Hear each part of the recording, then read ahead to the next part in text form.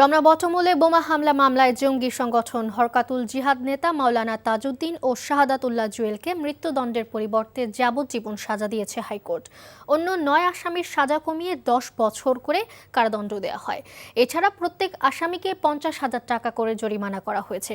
আজ বিচারপতি মোস্তফা জামান ইসলামের নেতৃত্বাধীন দ্বৈত বেঞ্চ এই রায় ঘোষণা করেন। রিপোর্টে আরও জানাচ্ছেন হাসান জাবেদ।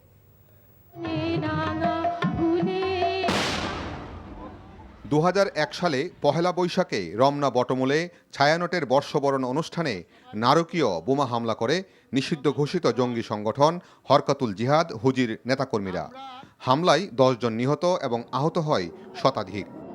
সেই হামলার ঘটনায় ২০১৪ সালের ২৩শে জুন বিচারিক আদালত ৮ জনকে মৃত্যুদণ্ড এবং ৬ জনকে যাবজ্জীবন কারাদণ্ড দেয়।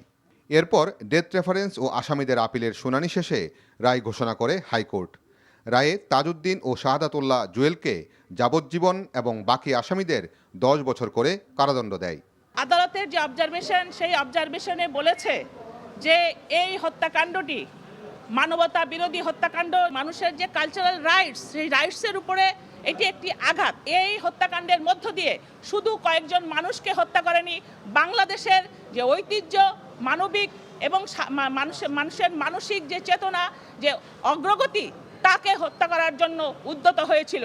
রায়ের বিরুদ্ধে আপিল করার কথা জানিয়েছেন রাষ্ট্র ও আসামি পক্ষের আইনজীবীরা। ৪৬৭ বার সময় নেওয়ার পর এই মামলার আজকে রায় ঘোষণা হয়েছে। যে ৩ জন কনফেশনাল স্টেটমেন্ট দিয়েছিলেন, এই ৩ জন কনফেশনাল স্টেটমেন্টে পরস্পর বিপরীতধর্মী কথা বলা সত্ত্বেও তাদেরকে ১০ বছরের সশ্রম কারাদণ্ড দিয়েছেন। আমাদের আইন কানুনের সামান্য নলেজ অনুযায়ী আমরা মনে করি হাইকোর্টের এই রায়টি সঠিক হয় নাই। হয়তো লিগ্যাল এভিডেন্স না পেয়ে মাননীয় হাইকোর্ট বিভাগ নৈতিকভাবে সাজা দিয়েছেন। এই মামলায় আসামি মুফতি হান্নান, মাওলানা আব্দুর রৌফ ও মাওলানা ইয়াহিয়া মারা যাওয়ায় তাদের বিরুদ্ধে রায় দেয়নি আদালত। যাবজ্জীবন সাজাপ্রাপ্ত আসামি মাওলানা তাজউদ্দিন পলাতক রয়েছেন। Hasan Javed, NTV news, Dhaka. Bundle থাকলে প্রতি সেনমানিতে টাকা বাঁচবে। বিকাশ সেনমানি বান্ডেল কিনে জিতুন প্রতি লেনদেনে।